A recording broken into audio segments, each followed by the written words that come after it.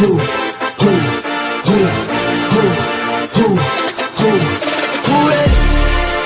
We ready? Who ready? We ready? Who ready? We ready? Who ready? We ready? Motivation to youth only. Mentally feel like Kobe, I'm like Jokic with the rock. You physically couldn't hold me, I don't care if you push it 40. You can never little bro me. Euro step like Ginobili, from young OG to the OG. From nosebleeds to floor seats. Circle stronger than Cuban links. My gold dance, your gold plated. You verse me, now that's the reach. We ready? Who ready? Good evening, everyone. Welcome to another edition of the One-on-One Sports Show here on the Black Man Unfiltered Network. I'm Mr. Bennett. I'll be joined by my partner soon. The coach is in the building. We'll have Dante on, and hopefully Shawnee, he'll be coming in towards the end of the show. Good to have you guys here on this. We're going into this championship weekend. We had the college football championship just recently. And so, sort of lots of to chop up, certainly from the weekend, a lot of movement, especially on the NFL. So, again, look forward to that conversation tonight. Good to have you guys with us. Just make sure when you come in tonight, make sure you hit the like button. Certainly as you come in, certainly helps the algorithm for us. And then also consider dropping a Cash App or Super Chat to the Black Man Unfiltered Network. You see the Cash App for Black Man Unfiltered scrolling at the bottom of your screen. So, again, we appreciate support that you give to the channel. But anything that you want to give to us personally, our Cash Apps are scrolling at the bottom of the screen there. So again, good to have you guys with us. I believe the coach is already in the building. So, Coach, are you back there? So, Coach might be just detained for a minute, but we do have a special guest in the building tonight. So this gentleman here is he's probably the biggest Chicago Bears fan that I know. And so he goes hard for the Bears, but more importantly, he's also the president of the Caleb Williams fan club. So without any further ado, welcome to the Black Man Unfiltered Network. Hink from Hink in the Basement. Salute, my brother. How you doing tonight, sir? I'm good, but I don't know about this. How you doing, man? I haven't had chop with you a while. How you doing, sir? I'm good. I can't complain. How about yourselves? Hopefully y'all doing fantastic. Doing fantastic. And the coach, look at the coach with the AI background. Look at that. My man's doing work out there. Hey, Hank, do you see our new banner in the background? You appreciate that? You like that? Looks good, man. Y'all doing things over here, man. Yeah. First of all, he made me huge. First, he gave me Black Man. He gave me a goatee. I usually go hairless, but he put a little goatee in the bottom here to give me some facial hair. I guess I couldn't be the only one with some without facial. So I'll take the goatee though. I appreciate that. But yeah, man. Certainly looking forward to chopping it up. And again, Hank, just want to thank you. You always have a welcome invitation on the show as we talk about the world of sports. Are you good for the show, or you just want to kind of talk about your segment and then you out? No, man. I'm good. I got a little time, so we good. We could chop it up. Sounds good. Shout out to our guy, as always, Anton in the build tonight. Appreciate you being here. And we got an interesting visitor that we can put in the timeout. We appreciate you stopping through anyway. Thank you very much. But yeah, man, let's get into this. So again, before we get into the games, just want to talk a little bit about the coaching carousel that has certainly been going on in the NFL as of late. So again, we talked about this last week with all of the firings of head coaches in the NFL. So I'll just bring up the screen here. So we saw this last week. They set a record with 9 firings. Certainly last week with Mike Tomlin actually resigning. If you want to call it that. So some call it a firing, some call it a resign. But it was 10. What's 10. that? It was 10 coaches. Well, again, we're going to get there. I'm building it up. So we had the 9, and then we had our most recent firing, and this sort of came out of probably one of the bigger surprises that certainly came out. So we saw that Coach Sean McDermott got fired yesterday. Why isn't my screen changing? Hang on a second, guys. This should be going with the screen. Stop presenting. Let me just go back to it. But Sean McDermott of the Bills. So, again, they had that heartbreaking loss certainly in Denver. He got the axe as well. In fact, I even watched today the press conference with the CEO, the owner of the Bills, and the general manager, who actually got a promotion. He's also now president of football operations. So you had a lot of the press and certainly Bills fans are upset. It's like, look, McDermott had you guys relevant for a lot of years, the past 7 years in the playoffs. And, so why'd he get the axe, but not the GM? So again, that was sort of like the latest casualty of this. So again, I wanted to get your thoughts on the McDermott firing. Again, we went into it last week, but Hank, if you have any thoughts on the recent coaching firings, we're also going to talk about the new hires also, because again, there's been a lot of action on that front as well. So we can talk about those as well, the hirings and firings that have taken place as of late. And we're going to get into Josh Allen. I mean, we have a lot of smoke for Lamar Jackson, which I think rightly so. But if you're going to get on Lamar, then you got to get on Josh Allen also. Had a horrible game, but Coach, I'll start with you. Your thoughts on the McDermott firing, and was it fair, or was he just a scapegoat of a seemingly, from what I'm seeing now, based on that press conference, somewhat of a dysfunctional organization at this point? Oh, just real quick, because I'm like he rock it out, but just in McDermott, it was a surprise to me, but I don't know, man. I guess the NFL is doing a shifting of the knowledge. That's all I see. But it was a surprise, because like you said, the GM should have been walking too. And Josh Allen, it was his time, man. I thought he would be the godfather coming into this year, because he's had success and his losses have come against Patrick. But they didn't get it done, man. I thought they had a team well enough to get it done. It just didn't happen. Absolutely. Hank, your thoughts on McDermott firing? Yeah, I was definitely surprised by the news when I heard it. Didn't really see that coming, for sure. But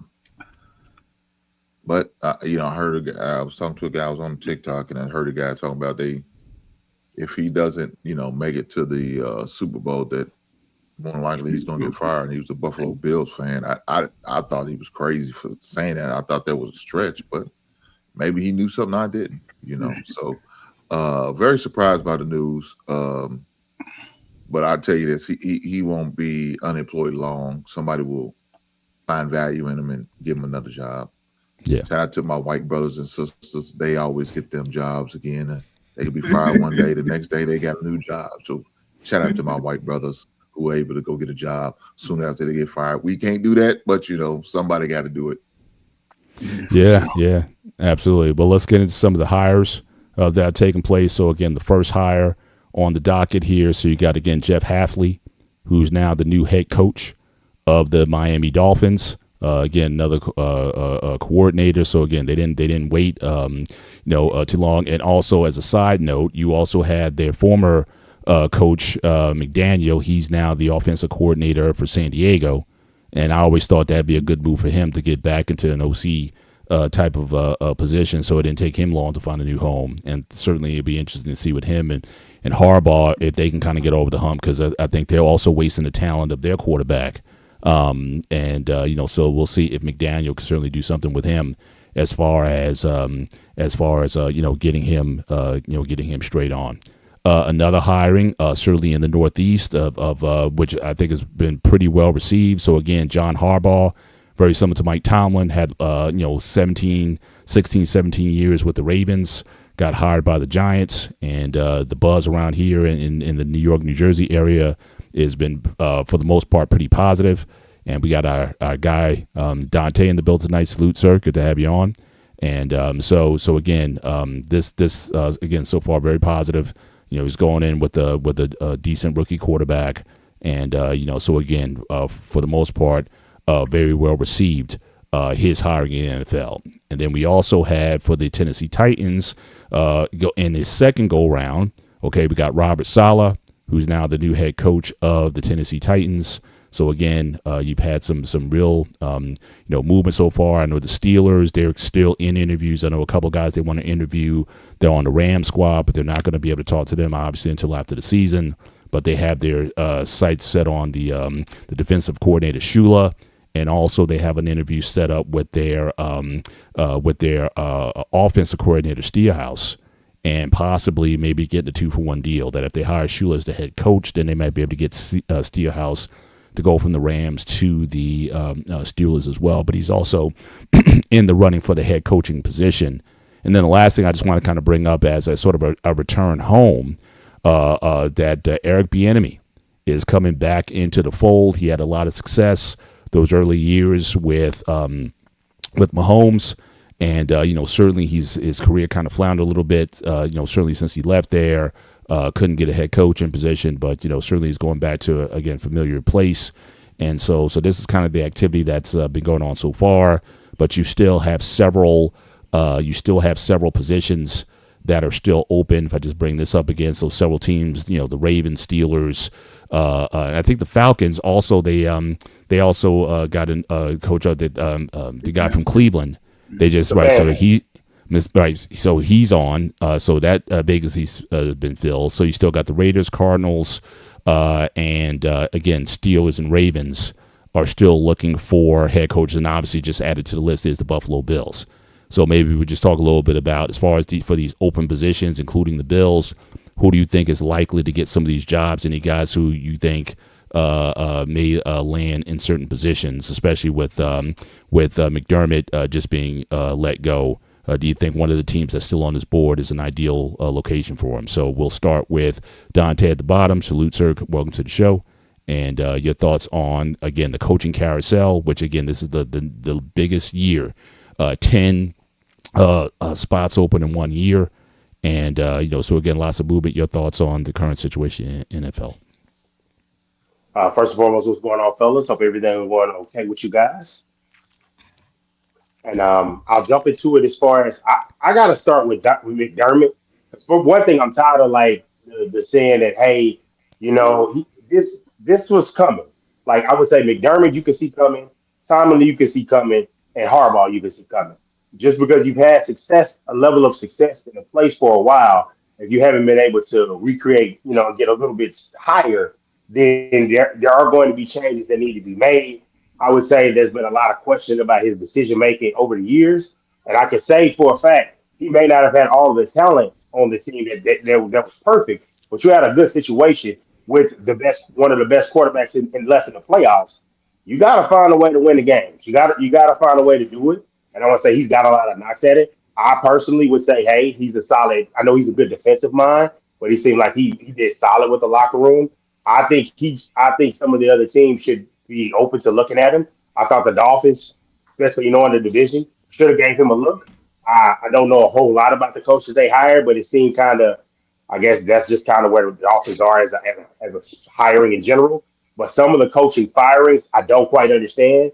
I would say, yes, Stefanski, he's got some ability, but I would say if that's who you hired, I mean, I can see it, but maybe you should have held on to Raheem Morris with so many jobs open, and then they're not all going to go open the next year. I mean, the Raiders are the Raiders. You get the number one pick, but it's a dumpster fire. And I would say some of these, I don't know. I don't know what Baltimore. I thought Baltimore should have had maybe more of a plan, but I have to see who they hire. And I would say I would like for the Steelers to actually get an offensive coach, an offensive mind, because you're going to need something, because you're going to go defense, and the defense can still be turned around really quickly, but the offense is going to be an uphill battle. So I would think they would need a mind, and obviously the Steelers have patience. So if you do get that job, they're going to be patient with you and give you time to grow. Mm-hmm. Gotcha. Hink, your thoughts on the new hires, and as far as for the open positions that are still out there, who do you think may land where, especially for guys like McDermott? What do you think is a good landing spot for them? Well, the McDermott thing, man, again, I didn't understand that. I say this: if I wouldn't look at the Raiders, I wouldn't look at the Raiders. I wouldn't take a call from him. I wouldn't take an opportunity. I wouldn't even waste time giving an interview. In fact, none of them coach, unless you're an assistant coach, I wouldn't take that Raiders job. I would not. A seasoned coach, you deserve better. Assistant coach, since it's your first time being a coach, You might have to take the shit jobs. We all know how it goes when you first get into the. You might have to work your way from the mailroom all the way up to maybe a supervisor or CEO or manager. You got to work your way up. But a guy who's already had a job before has maybe had a couple winning seasons, but had a few more bad losing seasons in the miss. I wouldn't take that job. So, look, I could see Tennessee as being a great destination for McDermott. I do. I don't see. Well, Tennessee already hired Solly. Did they end up Solly? Okay, I didn't know if they hired him or not. Okay, because I know they was talking about it. Okay, cool. Well, I guess that job's off the board. I don't know if look if he could since to get that Tennessee, I would look at the NFC job. I would look at the NFC job, but I don't think it's unopen, is it? From that list, well, you had I think the Cardinals was open. I think that might have been like the only one left on the NFC side. One? Yeah, there was a lot of. And the Cardinals, that's the tough division. Yeah, so that's when you gotta have. Well, so let me say this: it's going to take a guy who's ever been a head coach before to coach that division because it's going to be tough. You're going to have your hand full. You're going to have a lot of good stabilized coaches there right now. They seasoned coaches. They got at least 3 years or better in that division. So. Yeah, you're gonna need another seasoned coach to come in and do something. But of course, you have to get rid of. You probably gonna have to be looking for letting Kyler Murray go. Maybe not next year or the season, the year after, because I don't see a lot of good quarterbacks in my opinion coming out of the draft this year. Yeah, which actually brings up an interesting thing. Just going back to the Steelers real quick.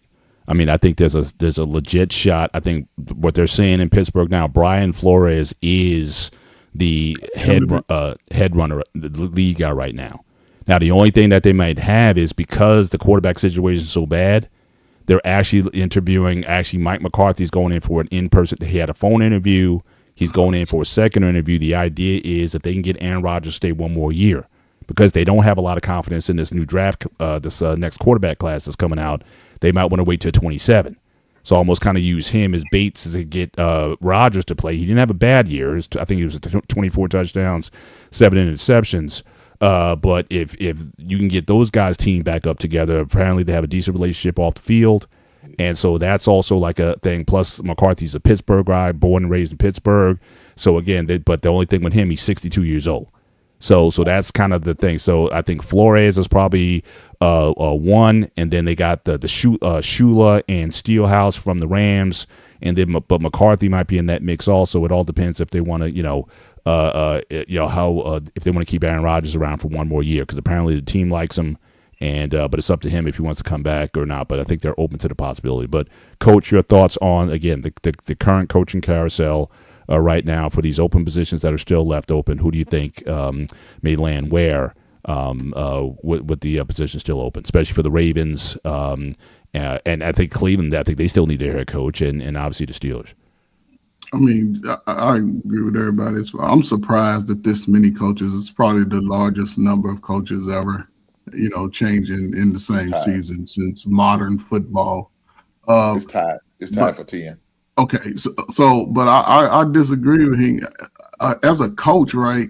I believe, and there's some exceptions, but as a coach, you have to favor to your needs of the team. So a team, and I'll say this, a team that can get a offensive-minded coach for a young quarterback, that's a world. Even that's how Josh Allen was so good because he had an offensive-minded quarterback, right? And you get a great assistant to work the defense because the defense takes care of itself. It's the offenses. That's why we see teams like the Jets. They can't have a good defense without a balanced offense. So they need a quarterback. They need a solid veteran. The Steelers, Brother Bennett, they too old. They need to draft young all around the board. I would go with another quarterback because you got a new coach. I'll say go on trade for Shedeur Sanders. Let him get over with Aaron Rodgers. And I think they can build from that. But I like the fact that you come in as a coach because sometimes that's what teams need, a whole new spark, a whole new voice, because the coordinator going from the Packers, the coordinator, what job he get? The one from the Packers, he's going to Get He's the going to first Miami. show. Yeah, he going to Yeah, Miami. yeah, he got to Miami. Yeah, And halfway. so, Yeah. because you remember Sean McVay was young and had no experience, and he turned it around. So I think sometimes it's just a spark.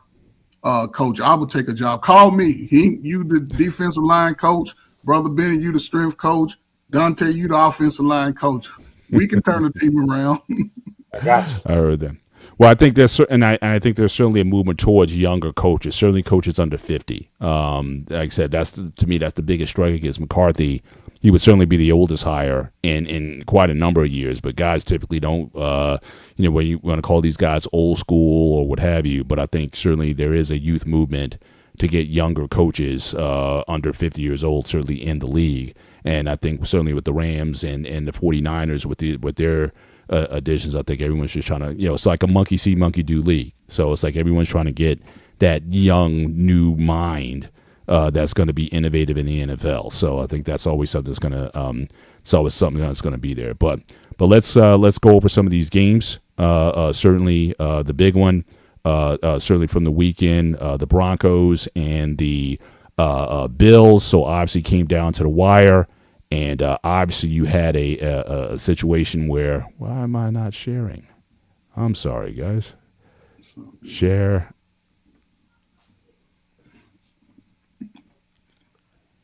There we go. So again, unfortunately in this game, great game, right down to the wire, went to overtime. Unfortunately, Bo Nix suffers a season-ending ankle injury. And if I understand, he did it on a kneel down. So I mean, it's so he's out, and so again, Jarrett Stidham's going to be starting in the championship game on Wednesday. I mean, on this weekend. So again, we'll get into predictions a little bit later, but certainly, very good game. But the big issue from this game is certainly Josh Allen. Now, again, we see on the right side, you see his playoff record. He's come close a lot of times. There were a lot of times he had Patrick Mahomes in his way, and he couldn't beat him. But this time, you figure, again, no Patrick Mahomes, no Lamar Jackson.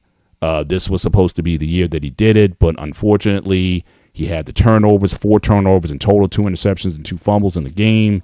And you can see he was very emotional after the game. But nonetheless, it's like, you had a window of opportunity, and then again, you saw the upheaval that happened in the aftermath of that with McDermott getting fired. So, is the window closing certainly for Allen? Is he overrated? I've been pretty critical of Lamar, saying not stepping up in big games, and I can't say that in a lot of these games that Josh Allen didn't step up, especially that game back 3 years ago, that 36-42 game that just went, back and forth with Mahomes. It was like, so it's not like he hasn't played well. My thing with Lamar is in a lot of those big games, he didn't play very well. But this game here, it was a mixed bag. Yes, he had 3 touchdowns, but again, 4 turnovers. So again, criticism of Lamar Jackson. Hank, you want to start with this one here? Is he overrated? Is it what do you think is the issue or the problem here? Is it him, the player? Is the support system? What do you think is going on with him? And do you think he'll ever win or get to a Super Bowl at this point? You said Lamar Jackson? No, I'm saying Josh Allen. Oh, okay. I'm saying we compare. I'm saying we can in other shows. We're critical. At least I am. Dante and Shawnee, they're the Lamar Jackson fan club. I'm saying, you're 2-time MVP. That's a fact. That's a fact. They are 2-time MVP and all this stuff. But again, in big games, does he come up with the big plays or the big moments? And but again, we got to be critical of Josh Allen. Yes, he's an MVP. But again, just looking at this record here, he hasn't always showed up in big games. In this last game, they had an ample chance to win. People talking about that catch in overtime. Now, again, according to the rules, that was an incomplete pass. Now, again, I know, Dante, I hope this doesn't hurt you too much, but I'm sure you go back to that Green Bay-Dallas game and your guy, number 88, stretching out, for a play, and they said it wasn't a catch, and that just left Dallas fans just all in a tizzy that year. So, And also, you can speak to that. Did you think it was a catch, or not? But just how do you rate Josh Allen at this point? Let's start with Hank first, get his in, and then we'll go to Dante, and then we'll go to Coach. So on that controversial call, as we all see, I thought it was considered an interception, but I thought his knee was down, and they still called it. But if you go to the game that I watched on Sunday night, we had the same call, and that's not what we got on the same type of play. It's kind of funny how these referees call these games, but it is what it is. As far as Josh Allen, the thing about Josh Allen is his defense was suffering all season. He has no defense. He had a bunch of guys at the receiver position who nobody knows about, cast off. That didn't help the situation. Overrated. I don't know. I mean, I don't even call Lamar overrated, so it's kind of hard to call Josh Allen overrated. Underachieving, yes, I believe he has been underachieving so far in his career, and he has a lot of work to do. Now it's going to set him back because he's going to have to deal with a new coach, a new offensive coordinator, a new game plan, how that's going to all work out. So that's going to set him back a year or two with that situation. So it's definitely going to be interesting. I think it's going to really matter on who they hire. Now, what I'm hearing is they're looking at Dabo. Going back to Buffalo, yeah. Yes, a former offensive coordinator for the Buffalo Bills, former head coach of the Giants. I don't know about that. To me, I don't think that's a good move. I just think you need to put in a whole new system and let them go from there and grow from there. But sometimes when you desperate times calls for desperate measures. And when you had 10 job openings, you got to take what you could take. So I just think I just think he's underachieved so far in his career. It's just my opinion about it. Gotcha. Dante? I'll say as far as Josh Allen, I can say he's overhyped and he's oversympathized for. And he definitely is underachieved, but he's a hell of a talent. But it's just sometimes when you're talking about the best of the best, sometimes you just need to do a little bit more, or do something just a little bit better.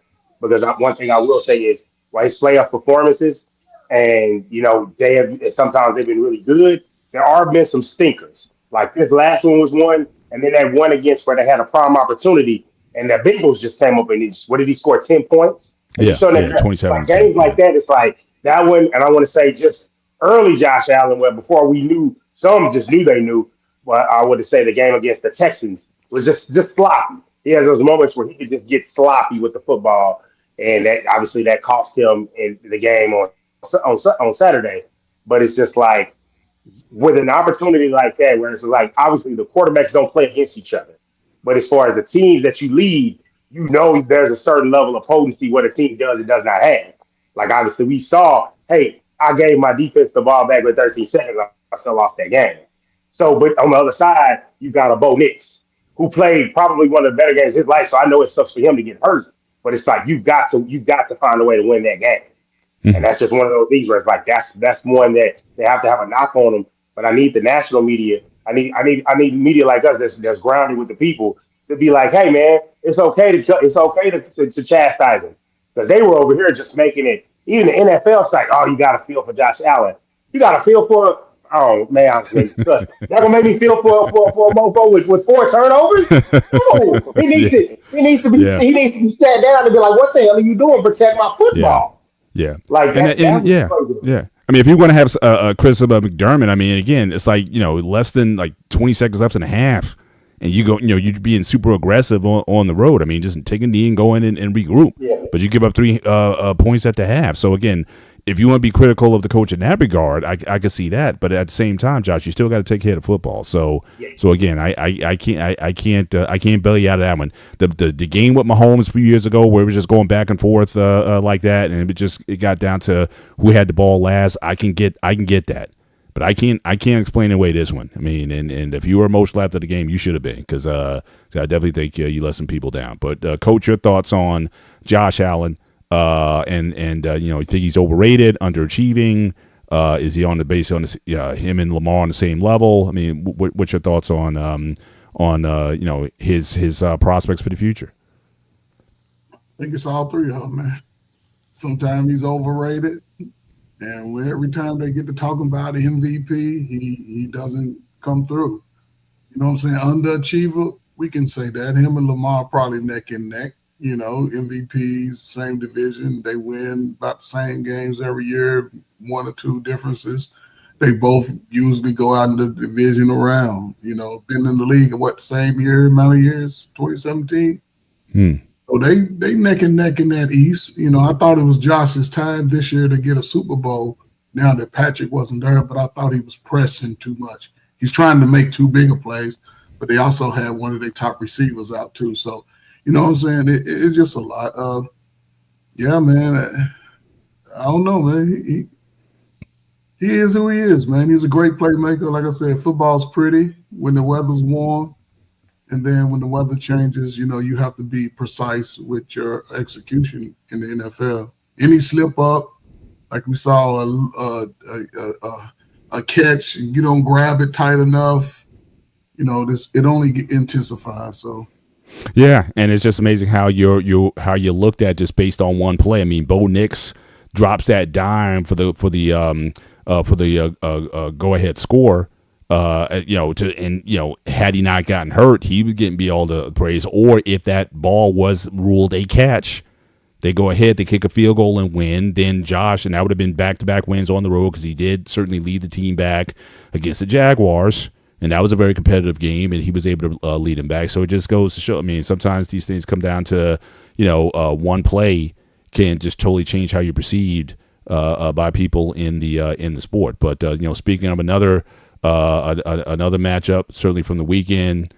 So I know Hank. I'm sure this hurt Hank. And again, I was truly I know going back and forth with you. I really want the Bears to win. They got home field. You're in those elements. I don't trust a lot of these warm weather teams in the elements like Coach was talking about. They had certainly an ample chance to win the game. They had first down, I think, on the other side of the 50. Again, bad throw by Caleb. Again, I can't defend that. 3 interceptions. I can't defend that kind of action, but the game was there to be had. But again, Hank, this is your chance. I'm sure you talked about it on your show, but your chance to talk about the game, talk about Caleb, whatever you want to spin on Caleb. The floor is yours to have your commentary on the game. Well, the bad thing is, if you look at this, we only had 3 penalties in that game. And that's not what's been happening to us damn near all season. We're damn near in the double digits in every game of penalties. We only had 3 penalties. But we had 3 turnovers. You can't do that. You can't do it. And so, unfortunately, the quarterback that Mr. Bennett loves to and drinks his bathwater through a straw has let us down once again. I told you, every time Mr. Bennett sends me a message, I say, we won despite of Caleb. We won despite of Caleb. And it was tough being at the game and watching it all go down in that cold stadium on that great Sunday night. Little things that really hurt us. You know what I'm saying? The defense, has been doing a lot of bending but don't break. Man, they played great. They played great that night. Look, he was, I think Stafford ended like 9 for 20, 29 or something. I think that's went on. Let me take it back. He was like, I think he was 9 for 29. I think that's what he ended up. I don't know for sure. I don't want to. I think so. Yeah. 20 for 29. He ain't missed too many. He ain't missed too many. No, he missed a lot. Stafford. Yes, it was bad. He didn't have a good game at all. He threw no touchdowns. He had 2 rushing. They had 2 rushing touchdowns. Of course, fortunate for them, they didn't. We didn't have no turnovers. Now he fumbled, but they ended up recovering it. There's little things, man, like that hurt us. you could see in that game that Caleb started to feel himself after he got that first down. He, put his head down, got the first down. Then he ran on a big 3rd and 8. On a 3rd and 8, ran one. Of course, he got that at miraculous touchdown pass to Cole Kmet. So there was little things that he did, and you could see him start feeling himself. But on 2nd and 8 in overtime, as soon as we score, we win because the Rams had the opportunity. We deferred it. Right. They had the ball, and we 3 and out. 3 and out, man. You couldn't ask for much more than that. 3 and out, and so we go down and score, we win. But 2nd and 8, he decided he wanted to go for the gusto, like he normally does, instead of taking what's given him. And the bad thing about it, during that time, he did a lot of that, taking what the defense gave him, and he just, for some reason, he stopped doing that and deciding to go down the field for gusto. Why? Methodically go down until we had plenty of time.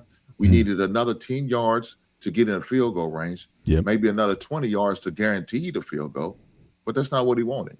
Yep. He wanted another highlight pass in order to win the game. That nickname is getting to him. He's reading his clippings, and it showed in that game. Yeah. Instead of going to Cal McGunn guy and getting 5 yards and be 3rd and 3 or 3rd and 2, or he probably could have got the first down if he made one juke move. He didn't do that. He wanted the big time pass. Now people say, well, DJ pulled up on a play.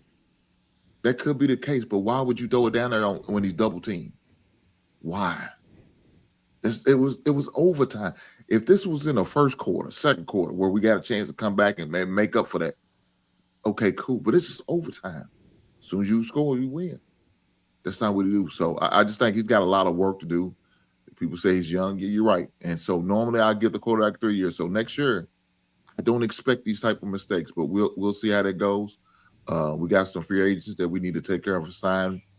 24 to be exact, and we $4 million right now with the salary cap. So some guys ain't gonna make it, and I understand it as happens. Some guys are gonna have to restructure their contract. I understand that too, but I think Caleb really needs to have a come to Jesus moment, and hopefully his coach is as soon as he get the opportunity in April to get back with him and get back to work with him, that he heeds what the coach has to say to him. I'll leave it there, guys. Got you. Well said, Coach. Your thoughts on the and on Caleb Williams in particular. I just wanted to ask you went to the game. You say you was at the game? Yes, I was at the game. Oh, salute, man. Lake Michigan. You was right there, man. I know it was breezy out there, wasn't it? Yes. I mean, Caleb just wants to kickoff kick. Yeah.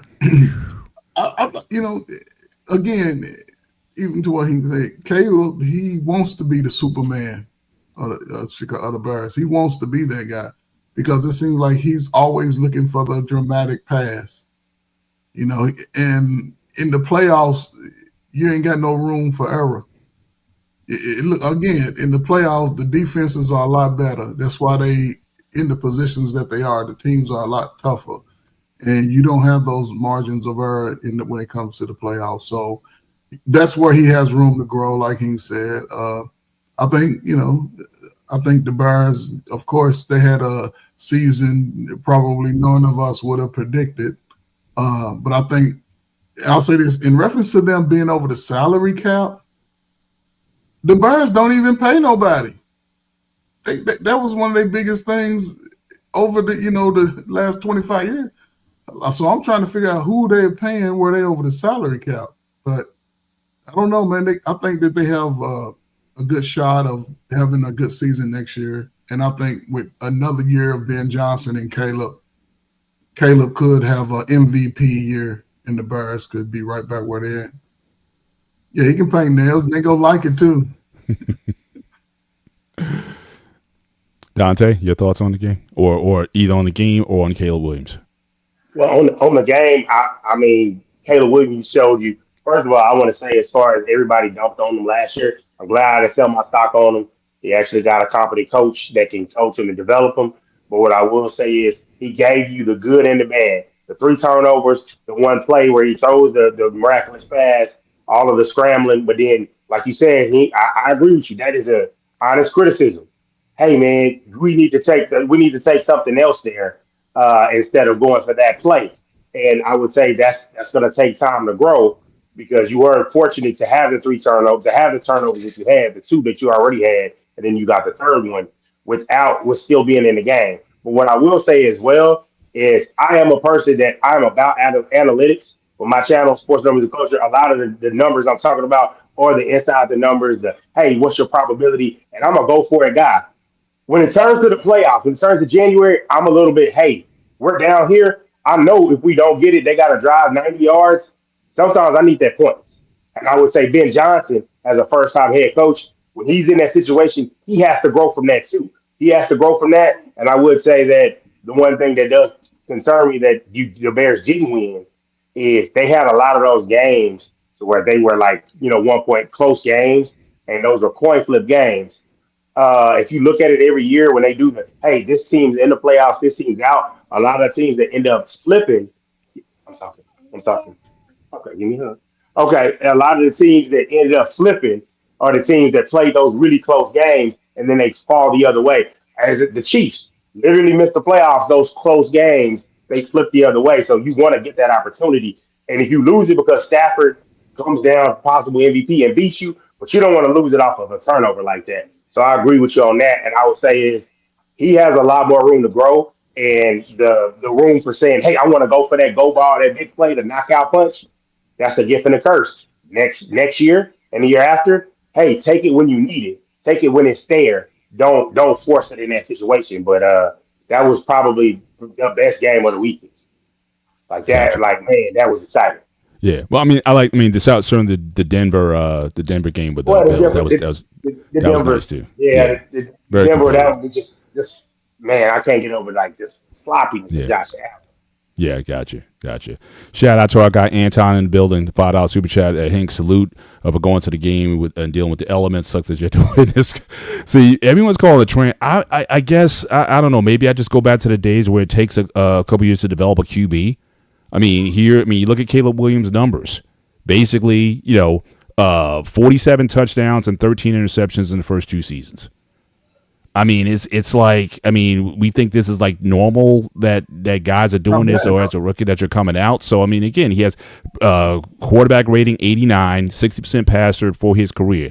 Does he? Obviously that was a bad play to make at that time. He didn't have to make it. Just like those plays with Josh Allen, bad. And again, unfortunately, you can be defined as a career by making those kind of idiotic mistakes. But he has been a train wreck. People forget Peyton Manning's first year in the NFL. And he was able to overcome that. But it's like, unless he's perfect out the gate, are we being too critical of these young QBs, expecting them to perform at that level after his second year? Yes. But I agree with you. It was a bad play at the bad time when you had the momentum, you had everything going your way to win that game. There's no reason you shouldn't have. But are we being too critical? I just asked a question to the group here, just looking at these numbers. Not a bad resume here, but I get it, and certainly I don't even want to count the first year because Eberflus was a horrible head coach in my view. Hank, you can speak to Eberflus more than I can, but imagine if he had Ben Johnson for 2 years instead of the one. So again, Hank, your thoughts on it? Are we being a little bit too? And I know I go back and forth to you, just palling around with you, but are you being a little bit too critical of him at this point, or do you think he can really? Because I'm thinking just my eye test. I think he's already the best quarterback for the Bears in the past 40 years. Because Jim McMahon wasn't that great of a quarterback. If anything, he was a game manager. And then the guy who got him to the Super Bowl a few years ago, I didn't think he was that good either. But, clearly he has a talent and skill set where he can certainly surpass those guys. But, is it a matter of just being patient with him? But, your thoughts, and then we'll go to the rest of the group. Well, look, usually you're supposed to at least give your quarterback 3 years. So, I'm trying to give him a sense of level of patience. But you have the opportunity of starting 34 games. So that's 2 years of experience that you started in the regular season. It's not including those two postseason experience you had. He made statements like telling our punter that we drafted, you won't have to worry about kicking much because I'm not gonna be out the field. When you make statements like that, you that cocky and all of that, there's gonna be a certain level of expectations you're gonna be expecting, especially from the fans and the fan base. So we'll see. I'm like I said, first year coach, so I'm gonna give him a pass because he got a brand new coach with a brand new offensive philosophy. He was under Eberflus, was terrible. Should have been fired the year before, but we gave 5 more games for some reason in the following year, and that didn't pan out for us. But I'm gonna give him 1 more year, and I might not even give him a full season. I ain't gonna lie. So I might give him about 8 games. I think that'll be about damn near halfway, maybe 9. So you think they're going to draft the quarterback into the 3rd season? You said what? You think they're going to draft another quarterback? Hell no. We're not. We're not. But I'm just saying, I before the boo birds really gonna come out. You know what I'm saying? I say we win despite of them, and most of the games it seemed like that because he's always have to come back. Now that's what I don't like. I understand he did a lot of coming back from games, but I don't want that to be the mantra of our team. That I think that the chicken came home to roost, and that was really caught up with us. That we had to come back in these games, and you can't do it all the time. Sometimes your defense is not going to allow you to come back again. Sometimes you got to play in a shootout and win it, and he's got to be able to do it without making certain mistakes at certain times, especially the big moments. Like that game. We watch it twice. We watched him against Green Bay, make a mistake. We watched him against the 49ers, make the same mistake. And we've seen against the Rams, make the same mistake. Just couldn't get it done. Yeah. Dante? I do think one thing, we play the quarterbacks, we play them so soon. And we play them so soon because it's an advantage to have the quarterback on the rookie contract. And then we put the pressure on too much. Like you said, we may need to go back to the model of, hey, let a guy like maybe play half the season. Don't give it to him the whole way. Give him the whole season to start, but and just for more development. But that I would say we probably take it too harsh on him. And I said, Caleb, he's got to learn from those mistakes. He's got to go and do, like I know, like in basketball, to say, hey, you got to make X amount of threes if your jumpers not working. He needs to go look at all of his turnovers.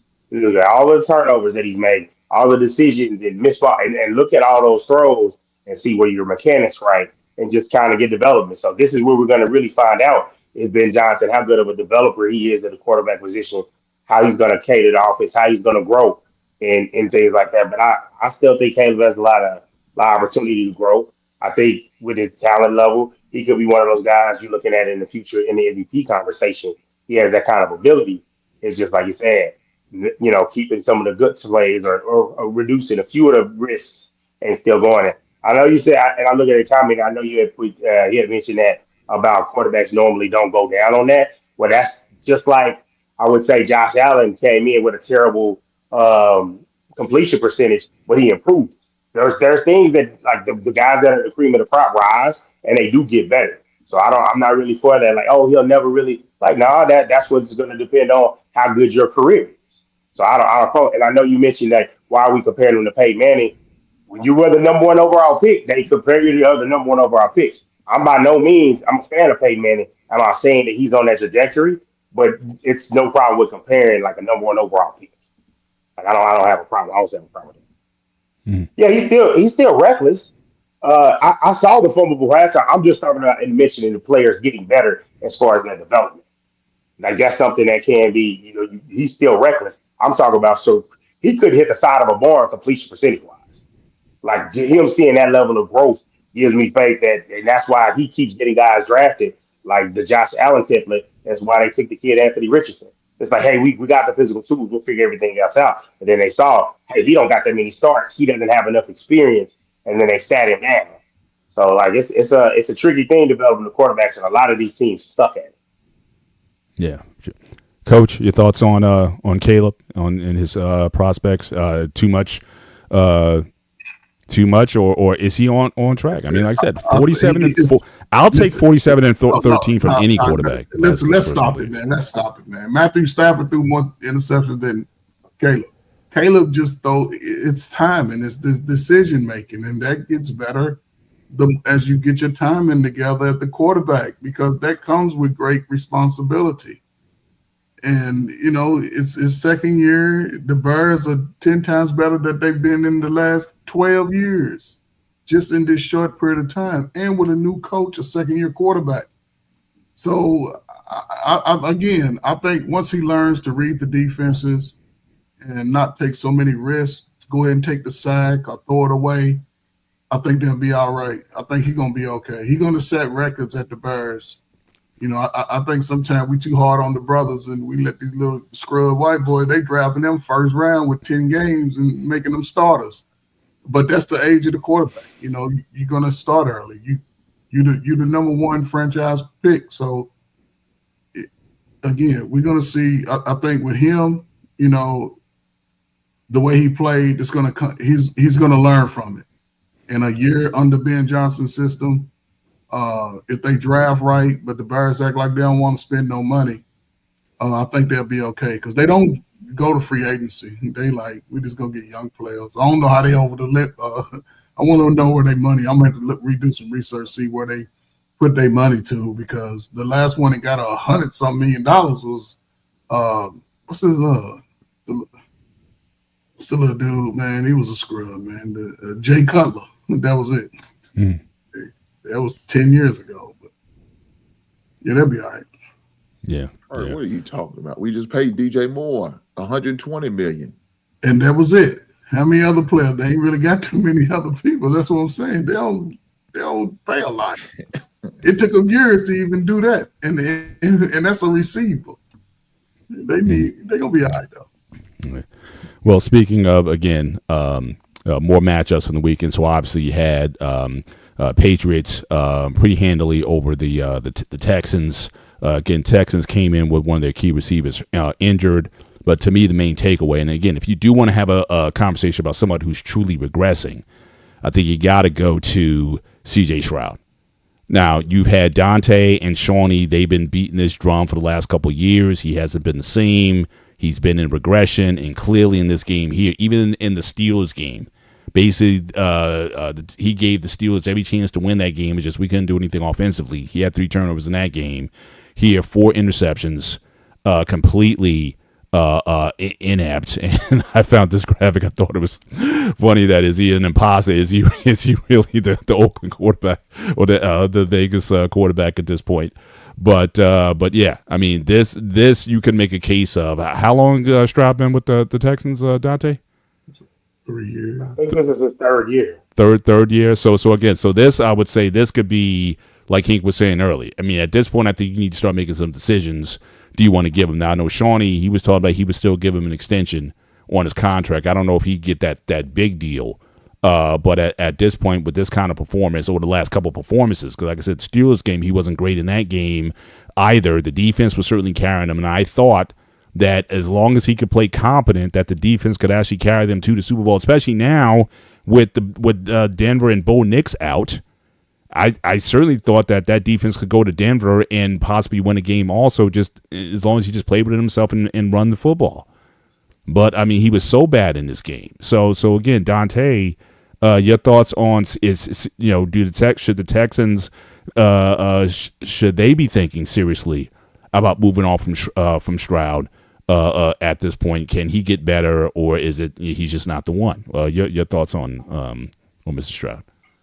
What I say first and foremost, I would say you pick up the 5th-year option so that you have the opportunity to possibly look at finding his next spot out of town, because it may not work for him in Houston. We've seen not natural, but we've seen just him basically his career has cratered. It's his performance level. Now, was there I don't follow Texas. Was there an injury that he came back from? Was there something dramatic that happened? I don't follow them super closely, Yeah, but I would say I know he did have concussion. I know about the concussion, but before the concussion, there was bad play. I know it's been blamed on, I want to say the old offensive coordinator that at the time was a hot list for another job and all of that. He got fired last year and they moved on from him. And now D'Amico Ryans is like, hey, I got rid of that guy. I know you got your big time target in Nico Collins. You got a decent tight end.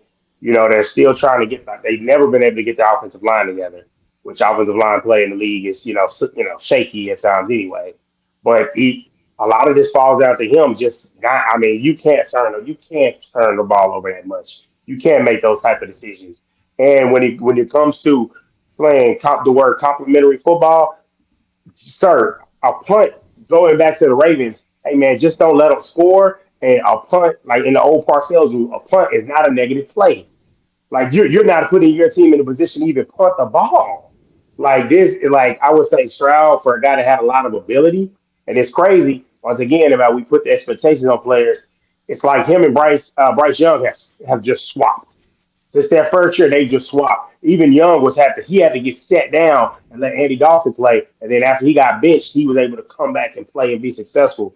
I would say the Texans. I'm pretty sure their scouting department is doing a lot of scouting this upcoming fall on the upcoming quarterback class because you can't let a defense like this just go to waste.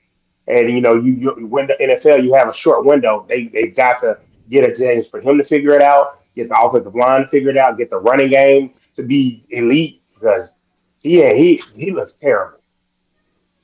Yeah. Hank, your thoughts on Stroud? Are you buying or selling? No, I'm selling. Look, this might be a little controversial, but I think C.J. Stroud is overrated. I think he's a bust. It's just my opinion. I think he's a bust. I think he's done, man. I just wasn't impressed. I'm not impressed with no Ohio State quarterbacks. Never have, never will be. Gee, They thanks. always. We got Will Howard who might be starting for the Steelers next year. So I need some. Yeah, I think I need to play him just to see where he stands for real. But as far as C.J. Stroud, I just think, man, he's a bust. I really do. I just don't think he's going to pan out. Like, look, he had 5 interceptions the last game he played, 5 turnovers the last game he played, and I think he ended with like 3 INTs the game before that. Yeah, that's not going to cut it, man. And when he was out, guess who kept him afloat? Mills. He's not the guy, man. He's not that he can't win. He's got the defense. You can't ask for much more. You got the wide receivers. You can't ask for much more. Now, there's a running back game that is left to be desired there, but that won't be a problem. These running backs are a dime a dozen. You can find those anywhere. But I'm trying to figure out what's the excuse. D'Amico Ryan's a great coach, in my opinion. He's got everything he just don't have it between his ears, and he's not getting done. So I think he's a bust. Wow. Our first bust card. Coach, is CJ Stroud, is he a bust? That's some. But again, this last couple games, or certainly, he's definitely been in a tailspin. So, you willing to classify him as that, or you think he can come back from this? That's why I always say coaching is important. Young quarterback, it's hard to make the right decision without an offensive-minded head coach. You can see it in the players that are successful, but I don't think so. I think he was pressing in the games, in the playoffs. It does heighten the intensity. I think he was just pressing. His star receiver was out, and it seemed like at times when they were putting the blitz on him, he was just trying to get rid of the ball because in the back of his mind, he's thinking, I might get hit and get another concussion. So I just look at things from that perspective. I think he's going to get his extension, but if that could be it, But again, I think they're going to need, especially in the last few years, people think that they can just come in and should be able to, be well adjusted to the NFL. The greatest quarterbacks in our history took them a few years to adjust to the game because of timing, but I don't know, man. I think it's too early to say he's a bust, because we saw it last year. Daniels started out strong, and this year they struggled. So it's just part of the game and growth of it. Year 3, year 4 usually tell who's doing their homework, because your playbook is probably thicker than the telephone book. So it's going to come down to who's doing their homework. And I think that their NFL is looking to get coaches that can really turn up the quarterback play overall. So, Gotcha. We got another $5 super chat from Anton. CJ Stroud is yet another Ohio State quarterback who's is a complete letdown. Yeah, I mean it's they don't have necessarily a good a record overall of producing NFL quality QBs. And again, I know Steelers have had a few of them, but yeah, we'll have to see that. But yeah, I think something's definitely wrong. Or does he even have does he even want to play football anymore? I understand he's got some passions outside the field, so maybe that might be the direction that he's going in. Last game, certainly from the weekend, I just want to mention, really, I don't have much to say because, I mean, the game was not a game from the start. I mean, 49ers were limping in to the game. They lost their tight end, and it really wasn't much of a contest. They were dominant in all phases of the game, and so there's really not much to comment on. But again, once again, it's like the 49ers the last few years, just like they go into these divisional and championship games with nothing. I remember the game they played a few years ago against the Eagles, and I don't think they even had a quarterback. And so they were just trying to run a bunch of option plays or whatever just to get in. So again, they're just too beat up, Seahawks look pretty good, but I don't know if it's, I games like this, I can't necessarily judge on, like the Seahawks look so formidable, just given how bad the 49ers were. But, I didn't want to spend too much time on this game here, but if anyone has a comment, certainly on this game in particular, you can speak now. I got one. My hate watch is complete for the playoffs. I can now watch the playoffs and just whatever happens, happens. And I know we people love to talk about the Cowboys, but just your reminder that it's been 31 years since the 49ers won a Super Bowl. I know they've gotten close, but close, as Brandy says, almost doesn't count. And so this is 31 years for the 49ers. I thoroughly enjoyed them getting BTA, belt to ass. And I don't know how good the Seahawks either, but I know they're better than the 49ers. Gotcha.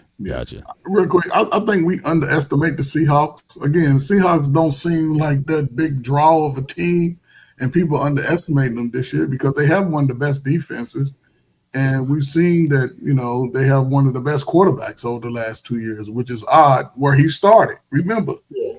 You know what I'm saying? He was CJ Stroud a few years ago, and then he found that niche. I think a lot of time is system and coaching. Who's doing their homework. But the 49ers, they too soft anyway. They look good in the California sun, but they get too soft. You pop McCaffrey a few times, it's over. Because that's what they go to is. So, Gotcha. Hank, any comments before I move on? No, I mean, like I said, I just think they probably want to be looking to move on. Now, I would give him one more year, and this is it, though. I give him this last year. And the only reason I would give him one more year is because... Hang on, who are you talking about? Purdy? Who are you talking about in particular? Oh, are we talking about Purdy? Or are we still talking about CJ? Well, just the Seahawks and 49. I'm just saying, the game was so dominant. I didn't have a lot of commentary on the game. I just know the 49ers were pretty beat up going into the game. And so, again, I didn't pick them to win there. But said, if you had any comments on this game in particular... we can do that. We can move on to our predictions. That game, I'm sorry. That Seattle game, man, it was bad. I stopped watching it about the end of the second quarter. I was done. And they made the 49ers look so pitiful. Mm-hmm. And it's the funny thing about it, I'm like, dude, when the Bears played this 49ers, man, he was throwing all type of touchdowns. He looked like he looked like a child out there. Looked like a little league football player out there amongst them men. I like the Seahawks defense. I'm a big fan of great defense, and they played it. And so they put pressure on this man. They got a lot of injuries, especially on the defense, the 49ers, yes. But some reason offense couldn't get it going. So I'm not surprised by the results of this game. I didn't expect it to be a blowout. I did think the Seahawks would win, but I didn't see a blowout like this was going to come, man. It was just surprising. It's very disappointing. I'm sure the 49ers fans are feeling some type of way. Saleh might be glad he got a job because they might have wanted to fire his ass after that 41-6 game. They should have ran his ass up out of town after that one. Yeah. Well, I mean, obviously he got the job with the Titans, so he's the new head coach, Saleh. So we'll see if he can turn that team around as well. But let's go to the championship weekend. So obviously we got the Patriots and Broncos at 3, and again the Rams and Seahawks at 6:30. We just kind of go into our picks now. Again, I mean, obviously a tough break for the for Denver. I don't at this point. I don't give them a shot. I think I certainly would have taken the Broncos with Bo Nix. I'm not sure if Stidham can certainly get them over the hump. I'm picking the Patriots to win this game. And then as far as the Rams, again, this is the third matchup. The last time they played, that was just everything broke for it's like the Rams had control of that game, and everything just broke right for the Seahawks to get back in the game. So I think that game is going to be very competitive. I think you had a chance to get rid of Stafford in the last game, and you kind of let him go. I think it's going to be a high-scoring affair. I think the over-under is, I would say, is at least going to be 50 points in this game. I may pick the Rams in an upset over the Seahawks to get to a Super Bowl. So again, I'm going with the Patriots, and I'm going with the Rams on Championship Sunday. Coach, what are your picks?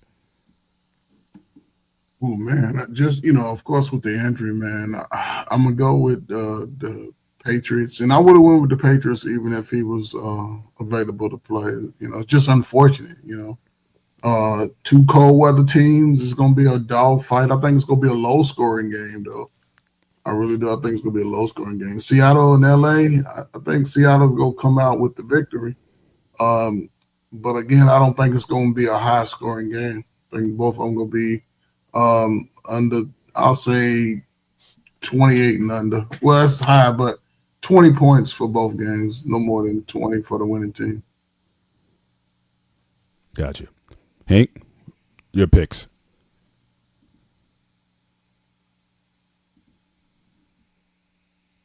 I think you muted.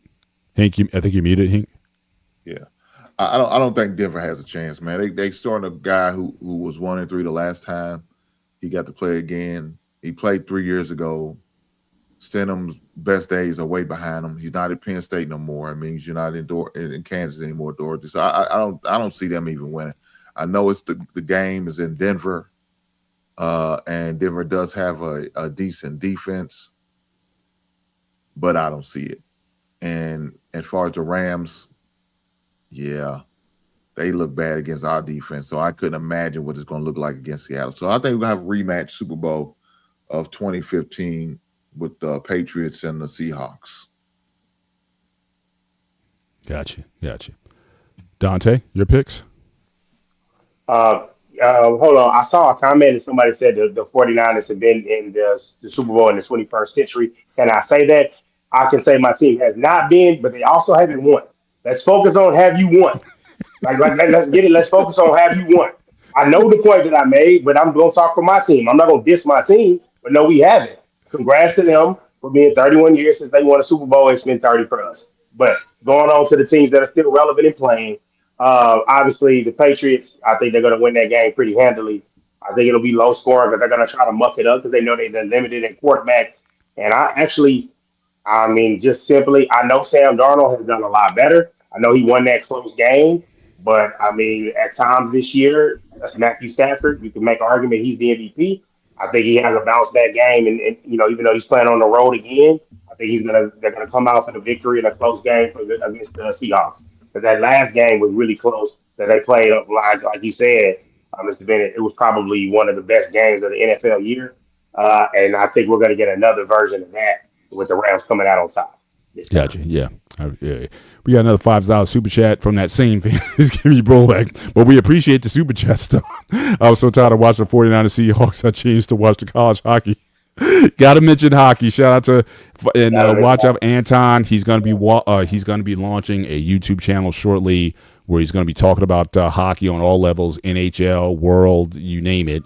But there's certain guys who follow hockey, African Americans who follow hockey. He's a big hockey fan. So again, look forward to his show coming up where he discusses the sport, and he also has his picks for it. So again, he got the Broncos and the Seahawks. Interesting, pulling the Broncos for an upset. I can't see it's this isn't Jeff Hostetler coming off of the Giants. I just don't see that happening in this game. But moving on to again the game on Monday night. moving to the college game now. So you have the national championship. Congratulations to Indiana, not known as a football powerhouse, but they achieved the first. I think this is the first 16-0 season, if I'm not mistaken. And so certainly a very entertaining game in the second half.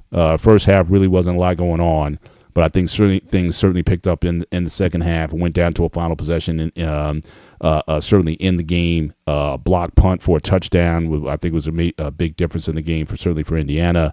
And Carson Beck, again, not his best game. And again, that ball at the end, shouldn't have thrown that. And I'm sure, but both of these guys are going to be prospects. I don't see Beck no more than like a third or fourth rounder, but clearly Mendoza is going to be number one.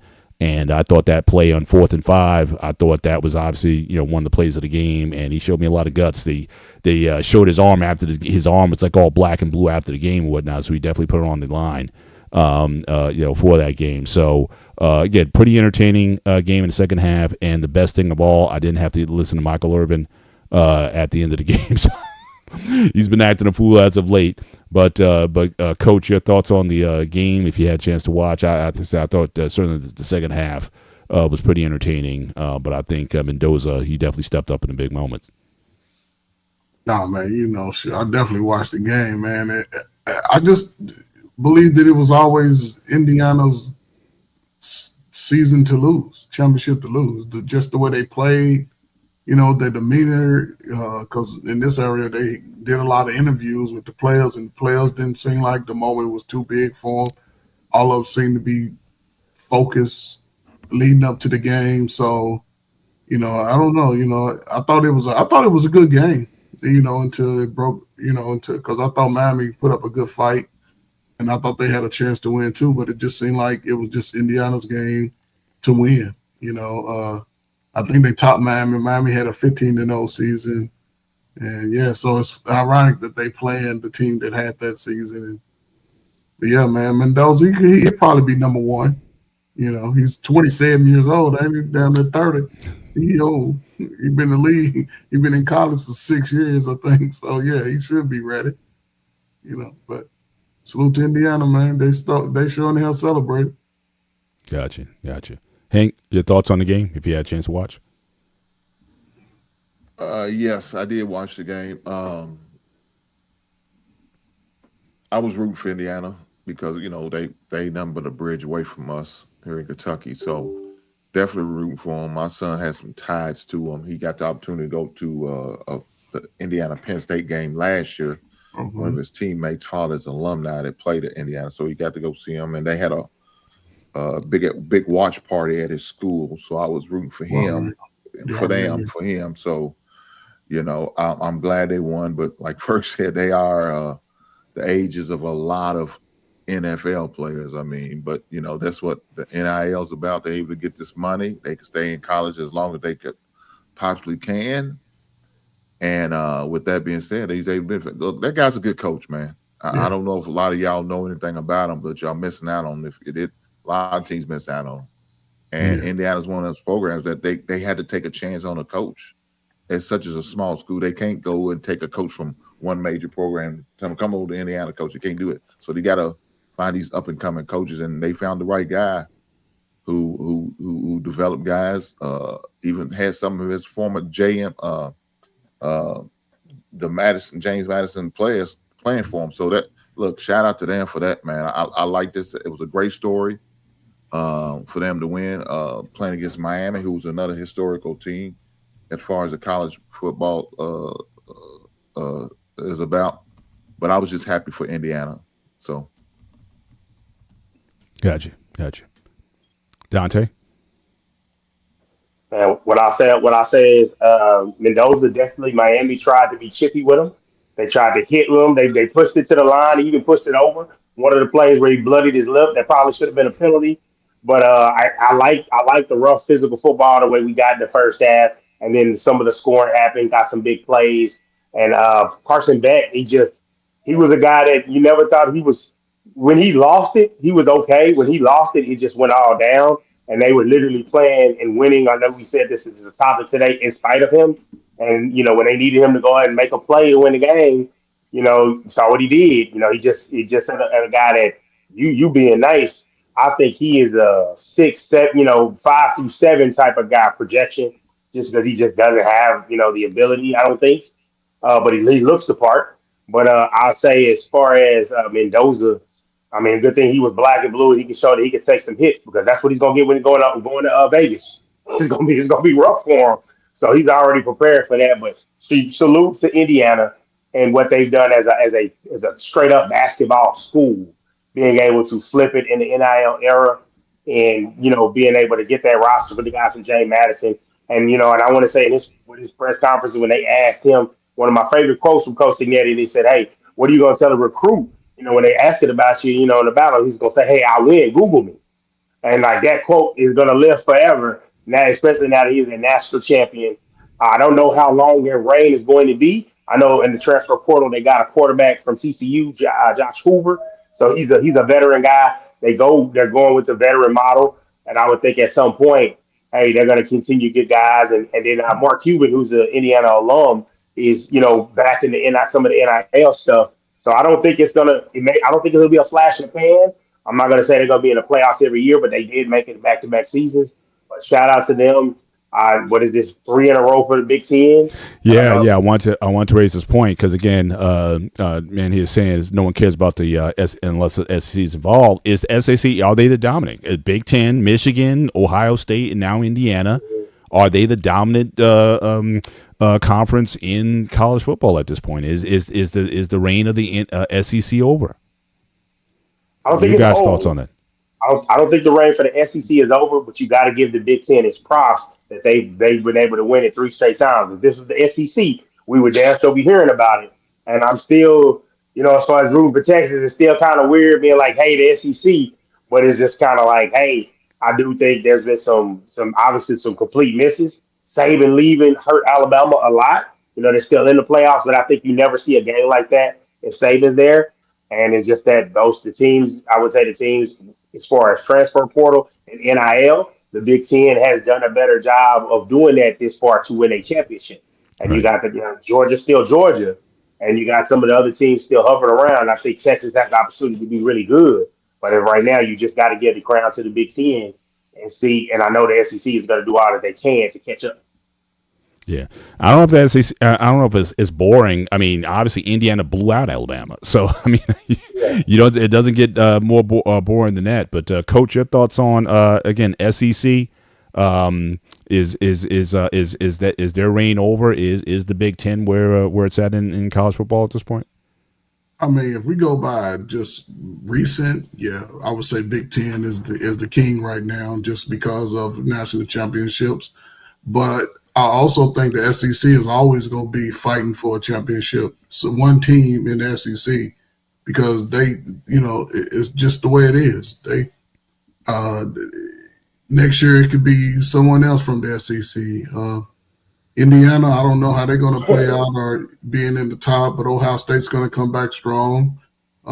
So, yeah, I would say Big Ten just for right now, just because of the last 3 years.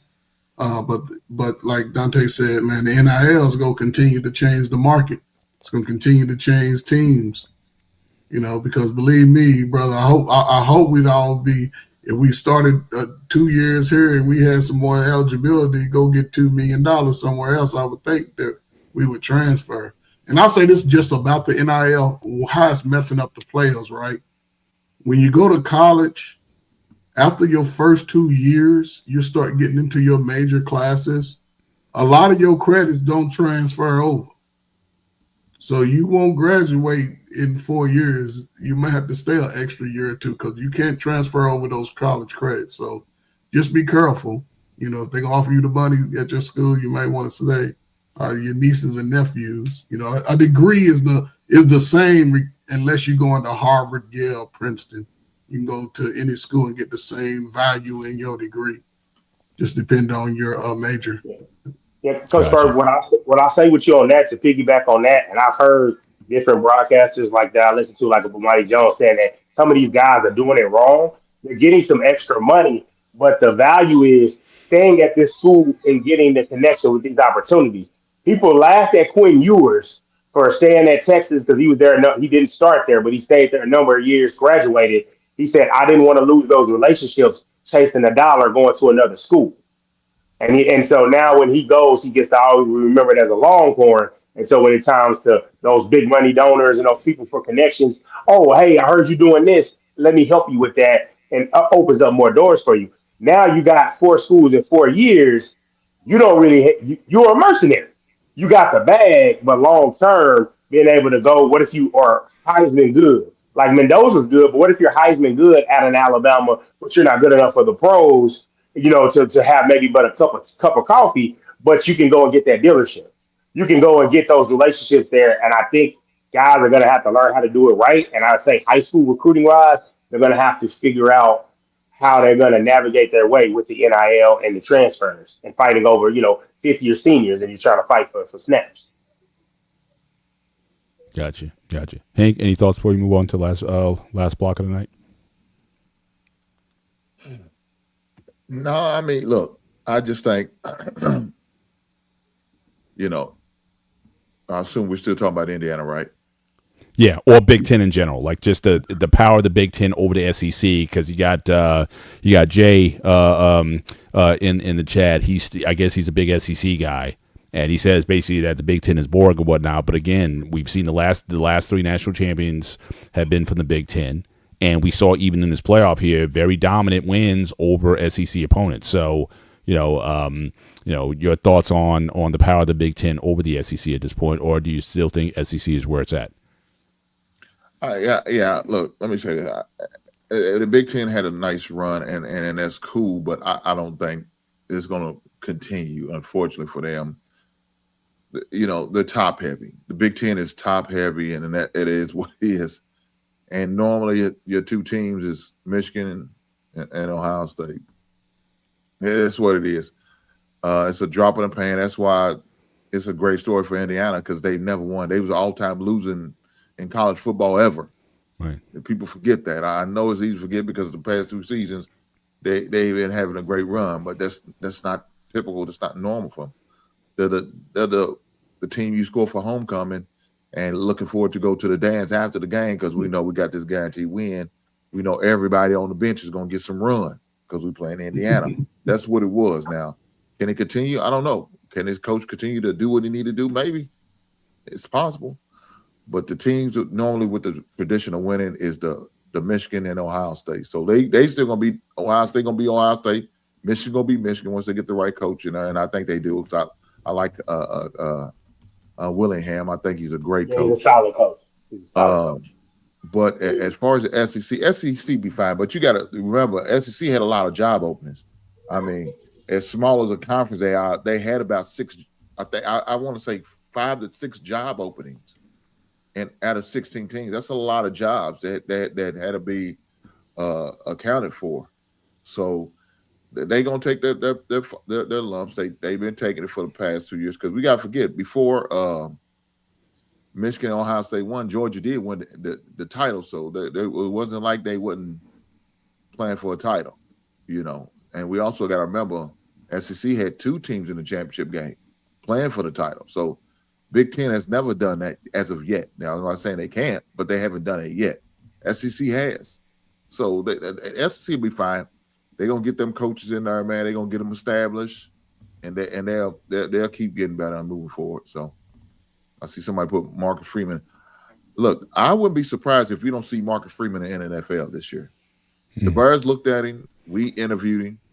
I thought he already said no, he didn't want to go because I think the Steelers were also interested in him. Yeah, look, Mr. Bennett, you can't believe until all the coaching jobs are filled up. Anything can happen. Like the $1 Million Man said, everybody got a price. Shut up. Old reference there. All right, we're moving into the last block of the night, gentlemen. Again, I know the last few weeks we talked a lot of football, but first and foremost, I must say congratulations on the MLB side. Congratulations to the class of 2026. So, again, Carlos Beltran, 9-time All-Star, 435 career home runs, 312 stolen bases, a WAR of 70 in the Hall. And then you also have Andrew Jones, longtime Brave, Again, some decent numbers as well. 434 home runs in his career. And last, we also have Jeff Kent. Certainly, pulling up his stats. None of these guys necessarily bat over 300 for their careers. And I'm not saying that's necessarily I'm not saying that's necessarily a requirement for the Hall of Fame. If you look at the voting, they were the top two vote casters. I think you hit the threshold. I think is 75%. I think for the Hall of Fame balloting, you have to get over that in order to get in. 75%. So again, these guys certainly got over that. Now Kent, he wasn't even on the BBWA ballot. He had to come in on a special ballot to get in. And you guys know I'm always talking about, Hall of Fame in any sport. I should be able basically to mention the name and be like, yeah. Like if we got to talk about it, I'm not sure if the guy's necessarily a Hall of Famer. But, these guys, again, I'm happy. Anybody who gets into the Hall, I'm happy. But I know we've been talking about with the NBA and some of those guys getting in, and a lot of these guys getting on the first ballot. Like, I mean, to this day, I think there's certain guys who don't belong in the Hall of Fame on first ballot. But I think that with the league, though, you got a lot of guys, and you see some of the guys on this list here, Manny Ramirez, Alex Rodriguez. I mean, clearly better players.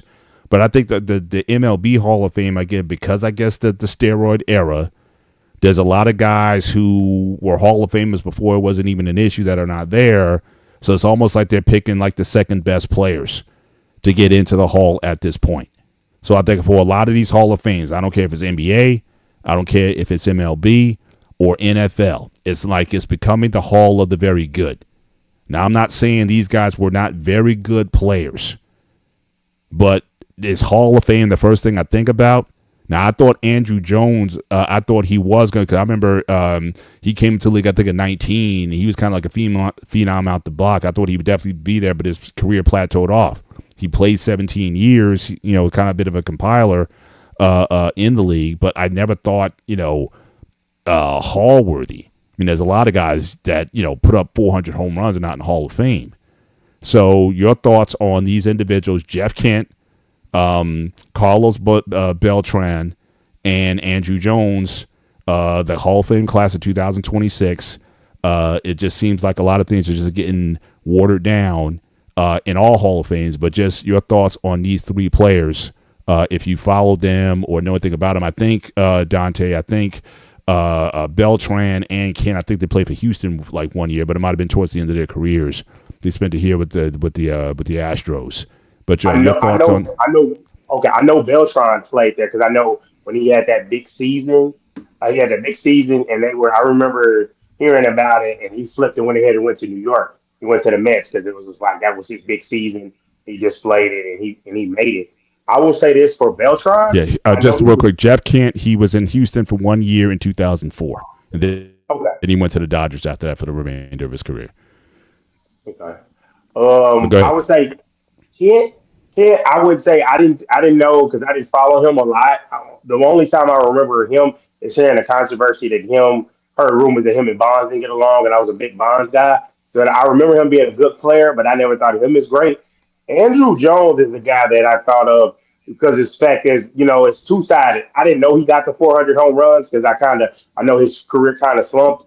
But him having 10 gold gloves, him having the 10-time gold gloves and 5-time All-Star, I would say he waited long enough to get in. Like he's not. I would say I thought about your rules when you kind of say because I think you lean more so on the baseball side as far as being real stringent with it, and I felt like on the strictness side because baseball does a good job of this. They might not let you in the first, second, third, fourth time, but I don't know what time this is. I'm not sure when his career ended, but I thought it was a proper time as far as him getting in. And I would say Carlos Beltran, I guess his numbers were Jones, he retired in 2017, so this would have been his, I think, his fourth year of eligibility. And Beltran, his career ended in. Let me just check that again. 2017 for him. And then let me just Andrew Jones. 2012. So Jones was actually on that valve for much longer than the Beltran was. But like I said, I can see certainly I would have had more issue if these guys were first ballot. But even still, like I said, you have a lot of these guys. Again, they had compilers, 16, 17-year careers. So have you really been balling to that degree that you deserve Hall of Fame, Cooperstown Hall of Fame? What I'll say about that one, we got to have a conversation about what is a compiler. He played, so Andrew Jones played 17 seasons. Yeah. So 17 seasons. So I should say as a good point of reference, take off maybe the first 2 years and then take off the last 2 years, or basically look at what they were in their prime. In their prime, were they top three at their position? And my thing is, I would say for Andrew Jones, hey, you were a 10-time Gold Glover. And I want to say, I can't remember when I looked at his page, when I saw he made it, how many times he made Silver Slugger.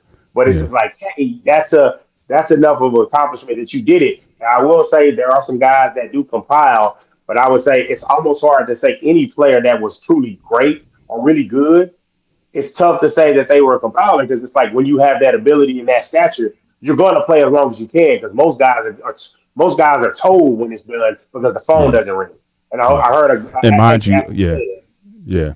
And Beltran played 20 years, by the way. So now Beltran, yes, I'll give you I straight compile because I was like, I don't remember. It came to the point where it's just like new team, different hat, new team, different hat. With him kind of like the Shaq thing. It's just as great as Shaq was. It's just that makes you get you an eyesore when you think of all the jerseys he had. Mm-hmm. But I would say the other two I could do without, but I say Andrew Jones because I vividly remember him was part of those Braves teams that were really good. Back when we didn't have a million networks, back when it was like what CBS they were on. Yeah, I think they were on and he was making plays, and so I was like, yeah, I say Andrew Jones for sure. Kent and Beltran I could have did without, but like you said, as long as you're not like, hey, you didn't. Because my thing is, if you don't make like somebody that I want to wait if he does make it on another sport, Eli Manning. Let Eli Manning wait because his career record was 500, and outside of the years that he won a Super Bowl, he did not win any playoff games. Mm-hmm. That's like somebody compared him to on the radio I was listening to. It was a New York reporter, and he said they compared him to Jim Plunkett, and that's way before my time. But they was like, "Hey, he's kind of like Jim Plunkett," and I've heard because I saw when he had 2 rings. I was like, "Hey, I wonder why he's not in the Hall." And then I heard he was a journeyman, and he wasn't. The team was really good, and he just kind of was a part of it. It was just up and down. I mean, Jim Plunkett, he was Rookie of the Year in the NFL. He also won Comeback Player of the Year. And then he has 2 Super Bowls, but he's still not in the Hall of Fame yet. So again, I think that's one I think you need to get. I mean, veterans career, I think he should have been in. If Tom Flores got in, I certainly think Jim Plunkett should get in at some point in time. But Hank, your thoughts on? I know how much you follow these players, and whatnot. But again, you got Beltran was 20 years, Jeff Kent was 17 years, Andrew Jones 17 years. Put up decent stats. Certainly had some very good years. I know Andrew had some monster years in Atlanta. Never an MVP. None of these guys ever won MVP. And so, when it comes to Hall of Fames or whatnot, what's your criteria? Are you stringent? Are there markers that you look for? None of these guys had 500 home runs. None of these guys had 3,000 hits. I mean, are there certain criteria that you look for guys you can say, yes, that guy's a Hall of Famer? Mr. Bennett, I'm gonna say this: until I see Barry Bonds and Charlie Hustle, aka Pete Rose, in the Hall of Fame, I don't give a damn about none of the requirements, man. I really don't, because it's so foolish, it's so crazy, and we all know why. Especially Barry Bonds. Now, Pete Rose is kind of controversial. We understand because him gambling on the baseball is the reason why he's out. Cool. But the Barry Bonds things and these Hall of Fame writers not want to put it because he didn't give them interviews and they don't feel a certain way. Look, he was a Hall of Fame before he even had to use steroids. He was a Hall of Fame before he left Pittsburgh. 100%. So I don't understand it. And until I see these 2 individuals in, I really don't give a damn about the Hall of Fame. I can't take it serious. I really can't. So, but that's fair. I do like Beltran. I do like him. I think congratulations to that brother. Kent, it was during my time where I really didn't follow baseball, so I know Jeff Kent. I know little to nothing about him. So, Yeah. Gotcha. Coach, your thoughts on these guys getting in? I'm just going to speak on one player. Willie Mays, Ken Griffey Jr., Andrew Jones. Only 3 players that ever had 400 home runs, 10 gold gloves, 10 gold gloves. So, salute to them, man. Baseball, hey, let all your kids play baseball. A lot of money, less wear and tear on the body. I don't know what the criteria is. I guess you just got to wait your time out. If you had 4 or 5 good years or something, just wait your time out in baseball. Eventually, they'll get you in there. Mm-hmm. I saw the list. The list wasn't really a great list. Yeah. So we'll see. And man. I'm saying it seemed like it's going to be dialed in, sort of diluted a bit because you got these obvious guys who should have been in, steroid era or not. But because of these guys, they're going to go to their graves not putting these guys in. You're dealing with like the second batch. You know what I'm saying? And I think that's going to, and they're putting fewer guys in. I mean, only had 3 guys who went in this year. I don't know what the average is. I thought it was like more than like 5 or 6 a year. But it just seems like, and they want this steroid era to die out before they kind of do a reset or what have you. But I seriously doubt. I mean, Alex Rodriguez got 40% of the vote. So those guys, they're going to their grave with that. Guy hit almost 700 home runs. But I digress.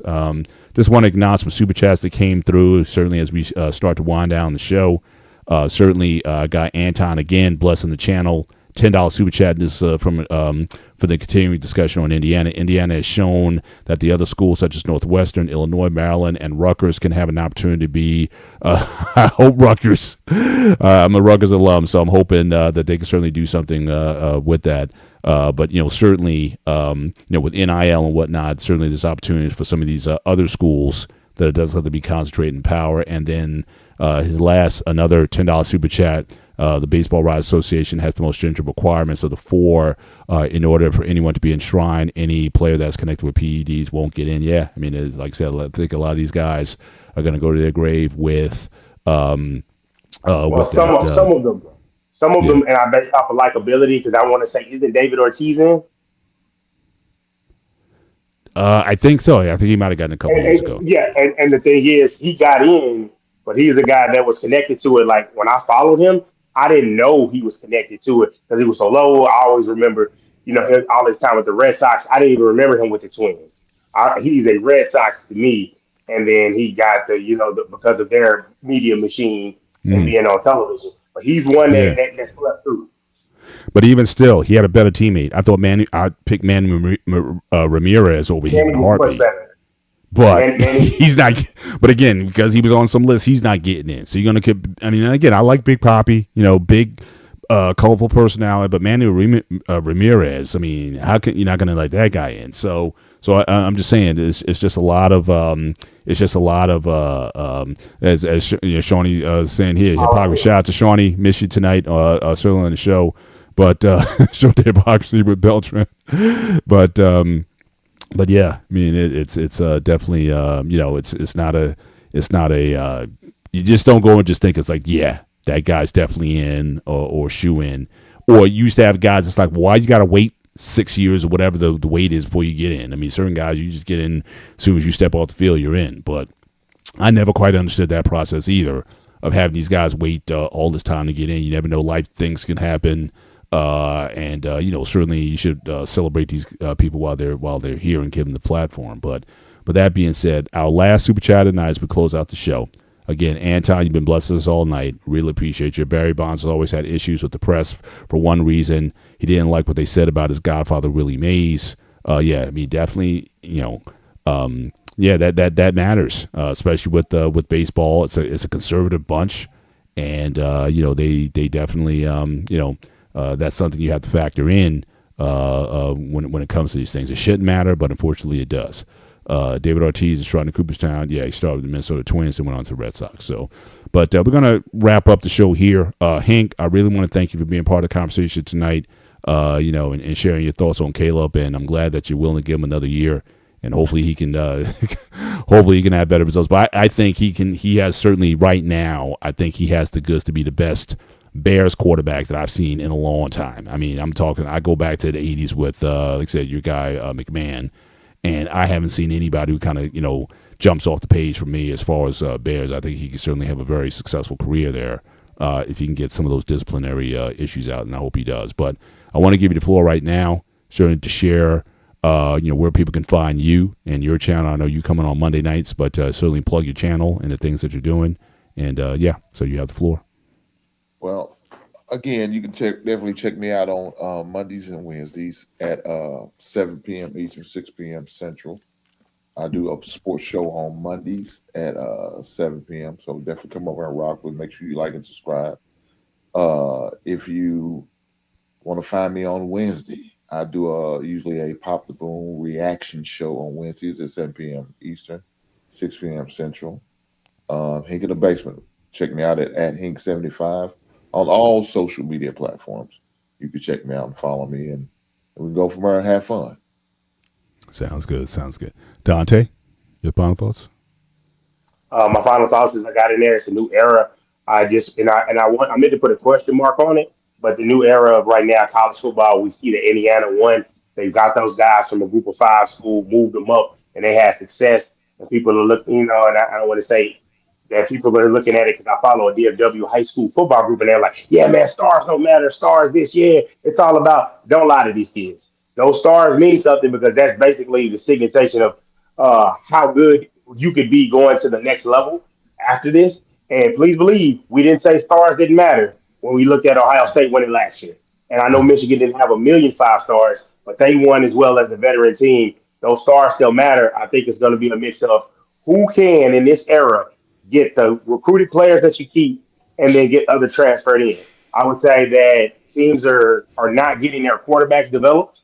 A lot of teams are getting developed quarterbacks from other places, except for outside of maybe a Texas I can think of and a Georgia. They keep their guys for a long time. So while it's a new era, and we don't go out there preaching these kids these false hope. Go to these camps, go through a good recruitment process, but just know, pick a good school where you can get developed and try to stick around for at least 2 years. Because as far as the portal goes, when they look at your PFF and they see no snaps and you're trying to go somewhere else, those are the kids of the thousands that get left in the portal. So study long, and make the right decision as you go, because it is a new era and it's definitely affecting the high school recruits. For sure. Coach, and close us out.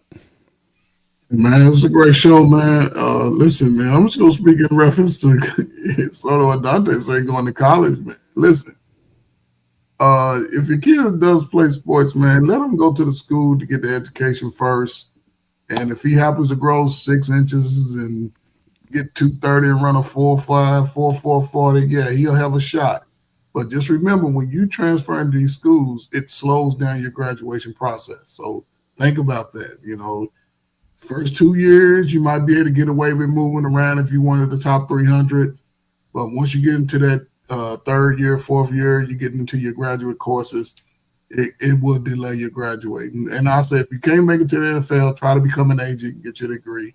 Man, it's going to be a great weekend of football, man. We're down to the Final Four in the NFL, man. So, yeah, it's a great time for us to start getting in shape, man, ourselves, man. Get a little workout in our off season as we wait on football again. And, yeah, salute to everybody, man. Happy New Year to everybody, man. Salute, brother Hank. And I'm gonna steal a line from Hank. Gentlemen, protect yourself at all times. Make sure you get your health checks, all that stuff, and especially guys 40 and 50. You guys know what to do, so make sure you take care of yourselves. But again, I want to thank these gentlemen once again for joining us here on the One-on-One Sports Show here on the Black Man Unfiltered Network. Make sure you hit the like button, certainly as you leave the show. Consider becoming a subscriber to the network. And certainly visit, again, look up Hank in the Basement on YouTube. Look up his channel and, certainly follow him. I'm always in his there on Monday nights.